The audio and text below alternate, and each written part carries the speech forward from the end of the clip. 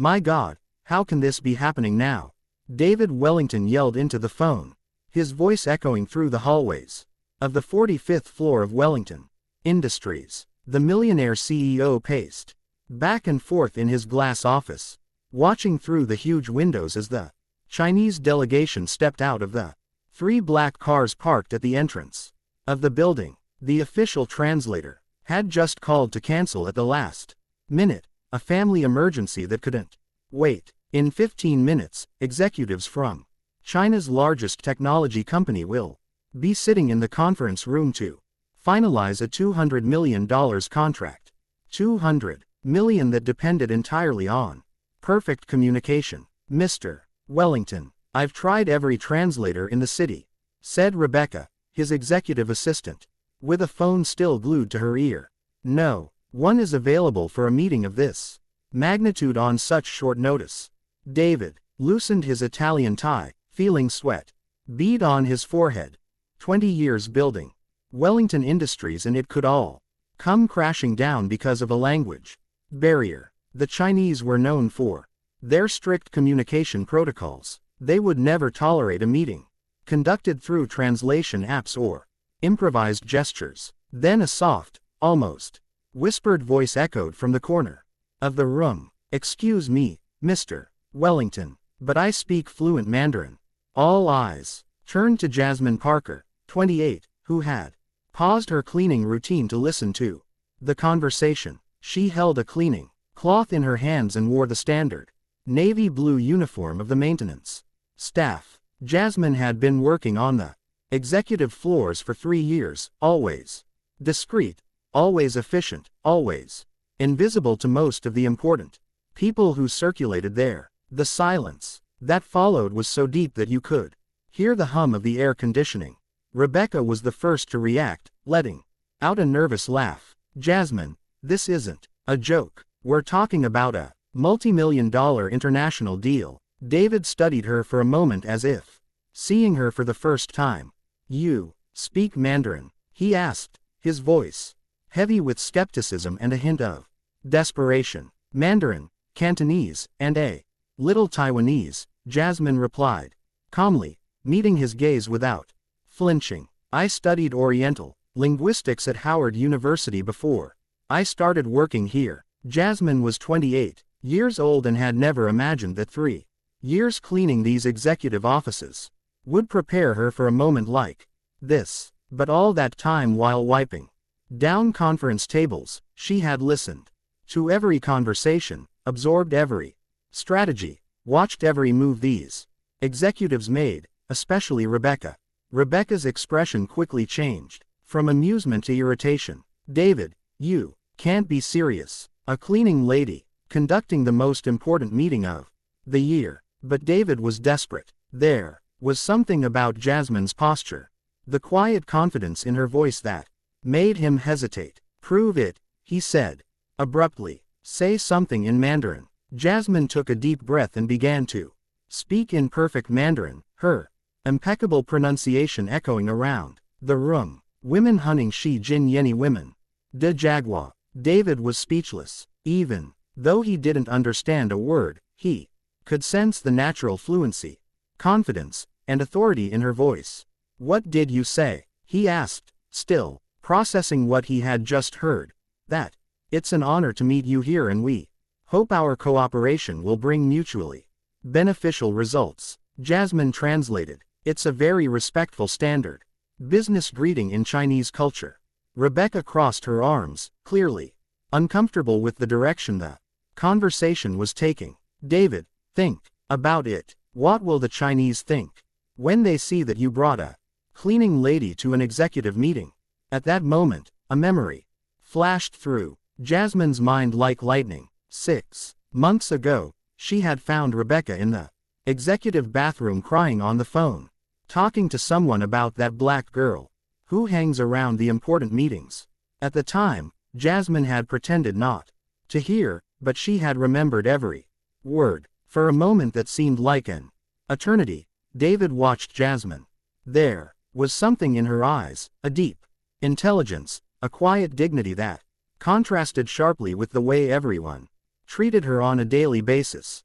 For 3 years, she had cleaned these rooms, listened to these conversations, absorbed more about the workings of the company than many executives. You have 20 minutes to get yourself together, David finally said, ignoring Rebecca's shocked stare. Put on something appropriate and meet me in the conference room. As Jasmine hurried out to get ready, Rebecca whispered furiously, "You've completely lost your mind. When this backfires, it will be the end of your career."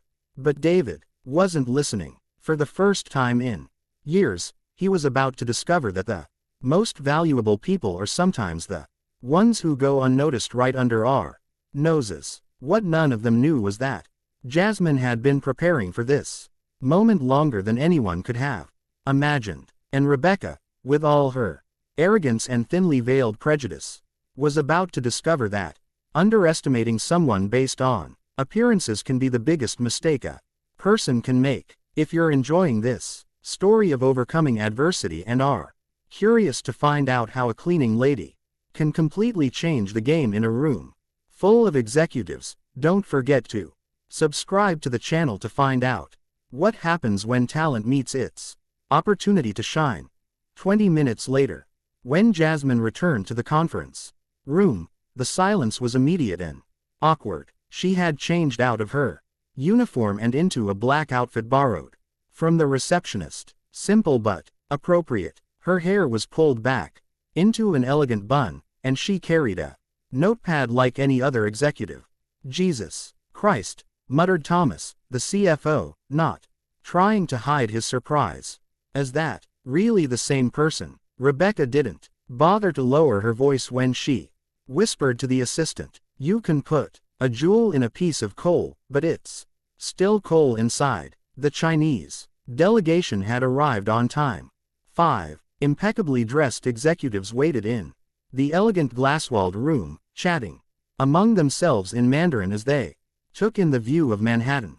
David made the formal introductions, deliberately omitting Jasmine's current title. "This is Jasmine Parker, our International Relations Specialist for the Asian market," he said, each word carefully chosen. The delegation leader, Mr. Chun, greeted Jasmine with a respectful bow. When she responded in perfect Mandarin, thanking him for the honor of meeting them and praising their punctuality, a highly valued virtue in Chinese culture, his eyes lit up with genuine surprise and approval. For the first 15 minutes, Jasmine translated every nuance with surgical precision.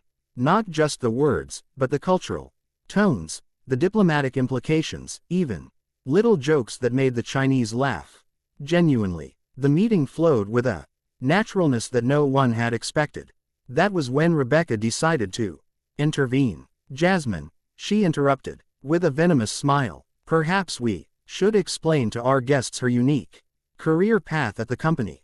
David shot her a warning glance, but Rebecca continued, "It's just so inspiring to see someone reinventing themselves like that, moving up in life, so to speak." The condescending tone was unmistakable. Jasmine felt a familiar weight of humiliation, that feeling she had known since she was 18 when she had to drop out of Howard University in the middle of her junior year because her diabetic mother had lost her job and needed someone to take care of her and pay the medical bills. Life teaches us that opportunities can come in unexpected ways, Jasmine replied calmly, keeping her dignity intact as Mr. Chun watched the exchange with growing confusion. But really, who would have thought that someone who was cleaning these very rooms 3 years ago would be sitting at this table today? She paused to let the information sink in. For the Chinese, it really demonstrates how our company values diversity in all its forms.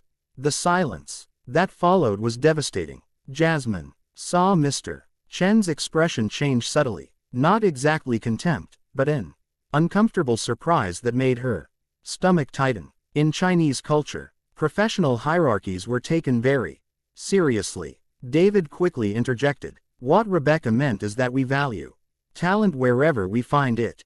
But the damage was done. For the next 15 minutes, Jasmine felt the Chinese Executives' glances shift. They were still polite, still translating when necessary, but the ease was gone.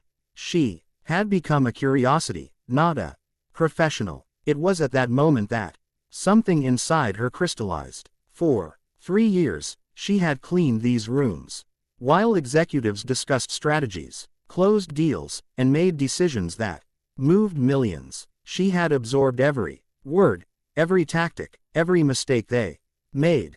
Especially Rebecca's mistakes.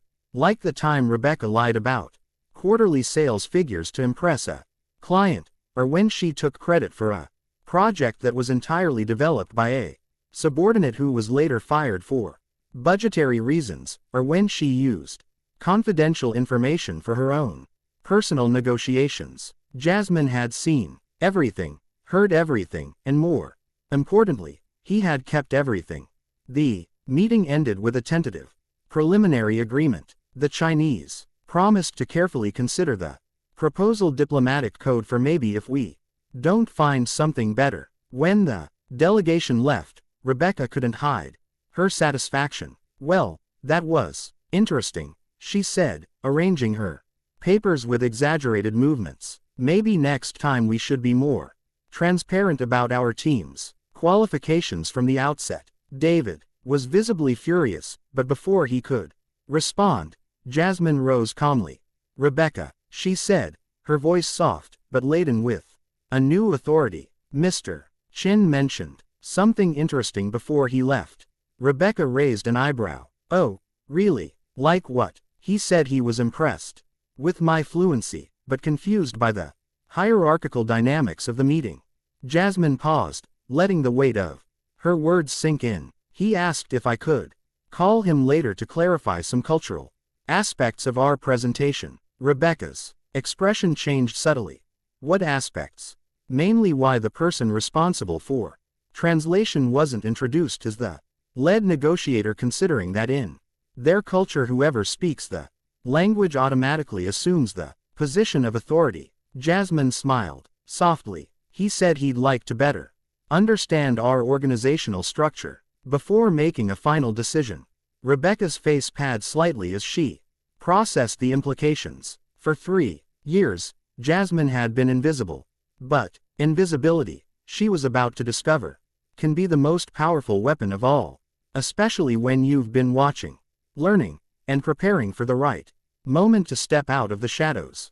What Rebecca didn't know was that every insult, every humiliation, every attempt at sabotage was only fueling something far more dangerous than simple resentment. It was creating a strategist who knew every weakness, every secret, every lie that circulated through those corridors of power.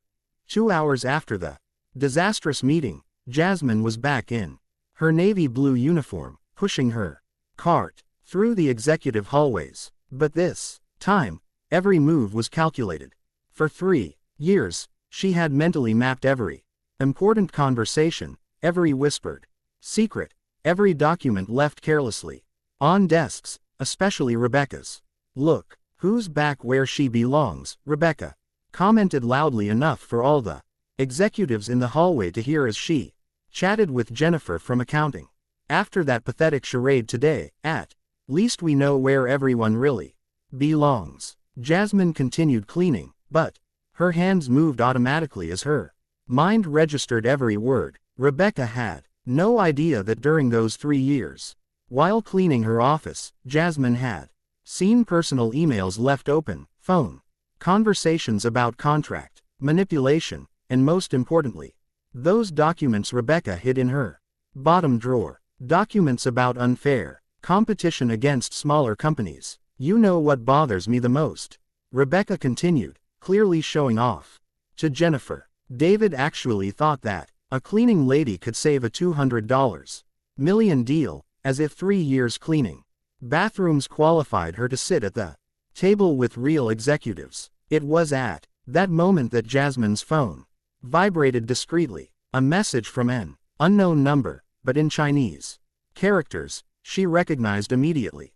It was from Mr. Chen. Ms. Parker, I would like to talk to you privately about our company and your future opportunities. Could we meet tomorrow at 10 a.m. at the Mandarin Cafe on 42nd Street? I have a proposal that may interest you. Jasmine's heart raced. This wasn't just about translation.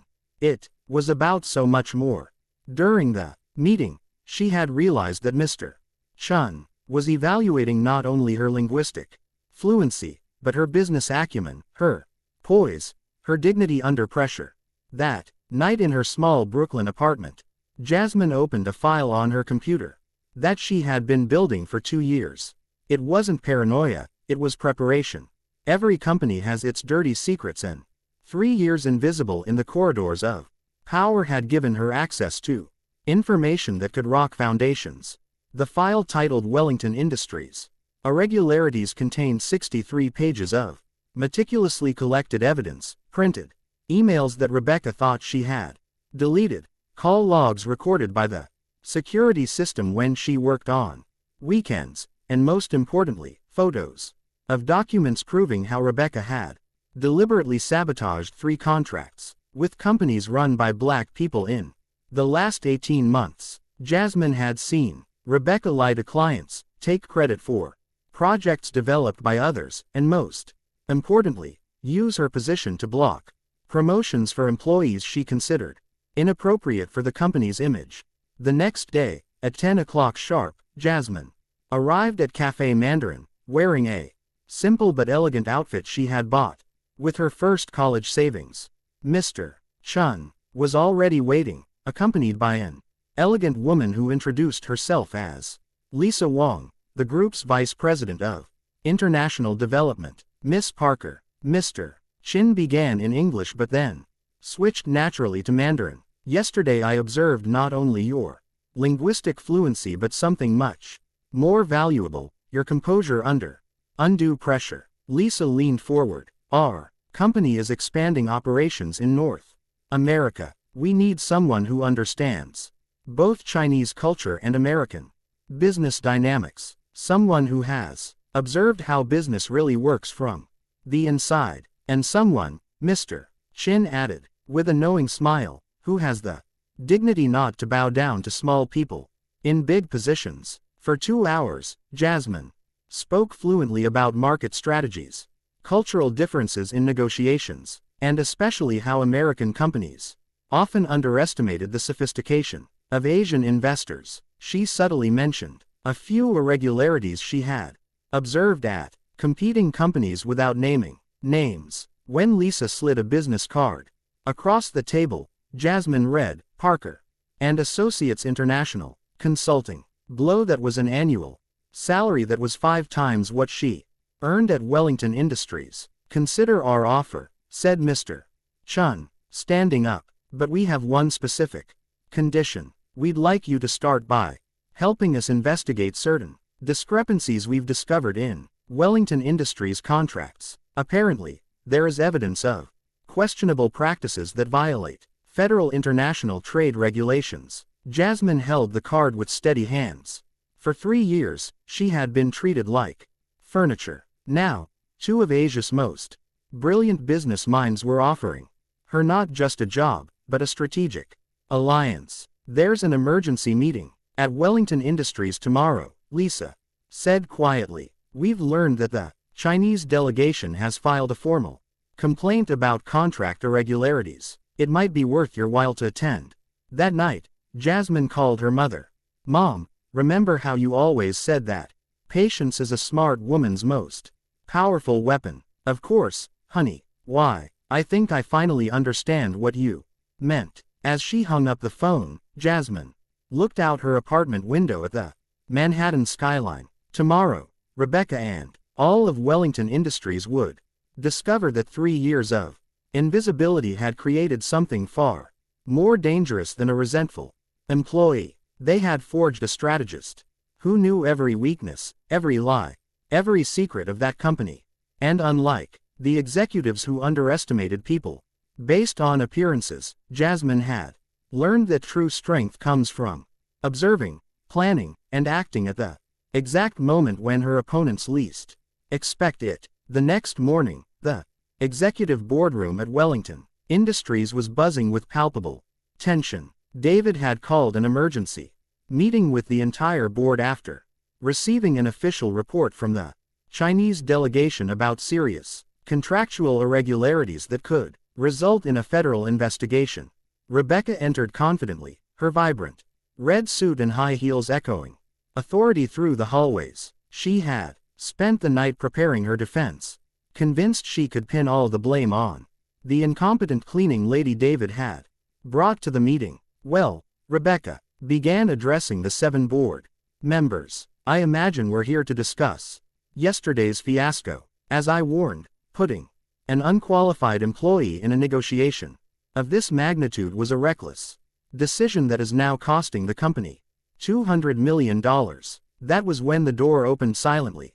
Jasmine entered wearing an impeccable gray ensemble, not borrowed, but purchased the night before with the advance the Chinese company had given her. She carried a leather briefcase and a laptop, moving with the confidence of someone who had finally found her place. I'm sorry I'm late, Jasmine said calmly, taking a seat next to David. I was finishing up some important information for the meeting. Rebecca's face twisted in ill-concealed irritation.